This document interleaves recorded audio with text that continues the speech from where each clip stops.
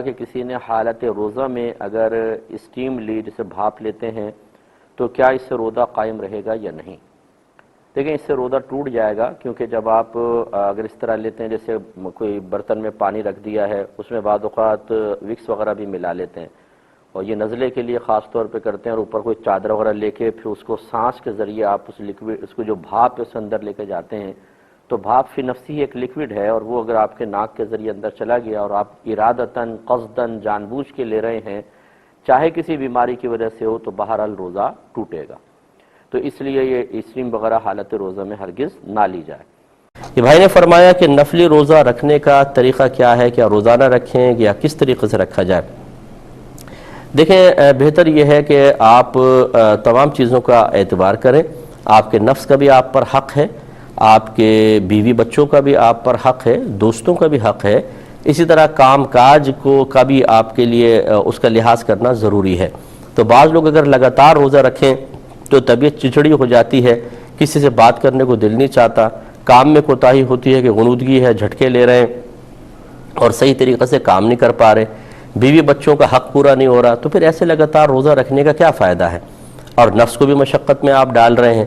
تو ایک صحابی کو نبی کریم صلی اللہ علیہ وسلم نے اسی طرح جب ان کے بارے میں سنا، یہ بخاری کی روایت ہے کہ وہ لگاتار روزے رکھ رہے ہیں، تو آپ نے ان کو بلایا اور پوچھا کہ کیا تم لگاتار روزہ رکھتے ہو؟ عرض کی کہ جی ہاں۔ فرمایا ایسا نہ کرو، تمہارے نفس کا بھی تم پر حق ہے، تمہاری بیوی کا بھی تم پر حق ہے، تو ایک دن روزہ رکھو، ایک دن افطار کر لو۔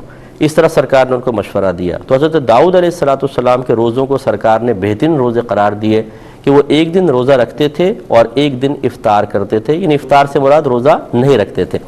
تو یوں کر لیں، اگر آپ کا کام زیادہ ہے، گھر والوں پہ توجہ آپ کی کم ہو رہی ہے اور یہ روزے بھی آپ پہ گراں گزر رہے ہیں، تو پھر ہر مہینے کے 3 روزے رکھ لیں۔ ایام 20 کے روزے کہلاتے ہیں، 13، 14، 15 اسلامی تاریخ، ان 3 روزوں کو رکھ لیں۔ اور یا پھر اگر اس سے زیادہ ہمت ہے تو ہر پیر اور جمعرات کا روزہ بھی ملا لیں، یا جمعرات جمعے کا روزہ رکھ لیا کریں۔ تو اس طریقے سے یعنی وقفے سے رکھیں، یہ بیسٹ ہے، لگاتار رکھنے میں پرابلم ہے۔ نے پوچھا ہے کہ کتے کے ذریعے شکار کرنے کی کیا شرعی حیثیت ہوتی ہے؟ جیسے بعض لوگ کتوں کے ذریعے خرگوش وغیرہ پکڑتے ہیں یا ہرن وغیرہ پکڑتے ہیں۔ دیکھیں اس کے یہ شرعاً جائز ہے، لیکن اس کے لیے چند شرائط ہوتی ہیں۔ پہلی بات تو یہ کہ وہ کتا معلم ہو، معلم کا مطلب اس کو سکھایا گیا ہو، تربیت یافتہ ہو، اور دوسری اس کی شرط یہ ہے کہ جب اس کو چھوڑا جائے تو بسم اللہ الرحمن الرحیم پڑھ کر، بسم اللہ اللہ اکبر کہہ کر چھوڑ دیا جائے۔ تیسری شرط یہ ہے کہ وہ کتا سیدھا شکار کی طرف جائے، کہیں دائیں بائیں نہ جائے کہ پہلے کہیں اور چلا گیا پھر شکار کی طرف جا رہا ہے، تو وہ غلط ہوگا، سیدھا شکار کی طرف جائے۔ پھر چوتھا یہ کہ جب وہ شکار کو پکڑے تو اس میں سے کچھ کھائے نہیں، کہ اگر وہ کھائے گا تو اس کا مطلب ہے وہ غیر تربیت یافتہ ہے اور وہ شکار حلال نہیں ہوگا۔ اور اس کے بعد یہ بس یہ چند شرطیں ہیں۔ اب اس کے بعد اگر آپ قریب جاتے ہیں، جیسے اس نے شکار پکڑ لیا، آپ قریب گئے، اگر وہ شکار زندہ ہے تو بسم اللہ اللہ اکبر کہہ کر اس کو ذبح کر لیں، اور بالفرض اگر آپ کے پہنچنے سے پہلے وہ شکار مر چکا ہے تو پھر بھی وہ شرعاً آپ کے لیے جائز ہے، حلال ہے، طیب ہے، کیونکہ نبی کریم صلی اللہ علیہ وسلم نے تربیت یافتہ کتے کے ذریعے شکار کرنے کو جائز قرار دیا ہے۔ ایک کویشچن یہ ہوا کہ یہ جو مطلقاً شکار ہوتا ہے، مچھلی کا شکار کر لیا یا مرغابی وغیرہ مارتے ہیں، ان چیزوں کے شکار کی کیا شرعی حیثیت ہے؟ دیکھیں اس میں ہمارا مذہب اسلام شوقیہ شکار کو تو منع کرتا ہے کہ بغیر کسی ضرورت کے ہم شکار کریں، کیونکہ جانوروں کے بھی آپس میں جذباتی تعلقات ہوتے ہیں، میل فیمیل ہوتے ہیں۔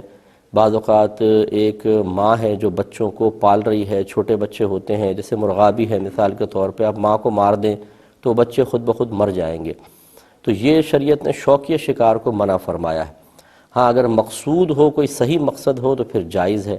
صحیح مقاصد کئی ہو سکتے ہیں، مثال کے طور پہ آپ کھانے پینے کے لیے شکار کر رہے ہیں، اور وہ بھی اس صورت میں کہ جب مطلب واقعی کھانا پینا ہی مقصود ہو۔ بعض اوقات ایسا ہوتا ہے کہ چلو یار کھا لیں گے، ویسے ہی آدھا کھایا آدھا پھینک دیا، یعنی بس اصل تو مقصود شوق پورا کرنا ہے، کھانا پینا مقصود نہیں ہے۔ اصل ہو کھانا پینا مقصود ہو تو پھر یہ صحیح ہے۔ اسی طریقے سے کسی کو ہدیتاً دینا ہے، یا آپ نے پکڑا اس کو بیچنا مقصود ہے، اسی طرح بعض جانور ایسے ہوتے ہیں کہ اگر ان کے شکار کی پرمیشن ہو اور ان کی کھال مفید ہوتی ہے تو کھال کے حصول کے لیے. اسی طرح بعض اوقات کچھ جانور ایسے ہوتے ہیں کہ جو باعث ضرر ہوتے ہیں، کھیتوں کو آ کے خراب کر دیتے ہیں یا اور مطلب انسانی جان کو یا بچوں کو خطرہ ہوتا ہے، تو پھر ان کا شکار کرنا، ان کو ہلاک کرنا یہ شرعاً جائز ہوتا ہے. تو گویا کہ کسی جائز مقصد کے لیے شکار کرنے کی بالکل اجازت ہے. میں نے آپ کو پچھلے پروگرام میں بھی ایک آیت عرض کی تھی کہ هو الذی خلق لکم ما فی الارض جمیعا. اللہ تعالیٰ ارشاد فرماتا ہے کہ اللہ تعالیٰ وہ ذات ہے جس نے دنیا میں جو کچھ ہے، زمین میں جو کچھ ہے، سب کا سب تمہارے نفع کے لیے پیدا کیا ہے. تو لہٰذا اس شکار کے ذریعے بھی نفع حاصل کر سکتے ہیں، لیکن مقصود صحیح ہونا چاہیے تاکہ بغیر کسی وجہ کے کسی مخلوق کو ہلاک کرنا یا اسے ضرر پہنچانا لازم نہ آئے.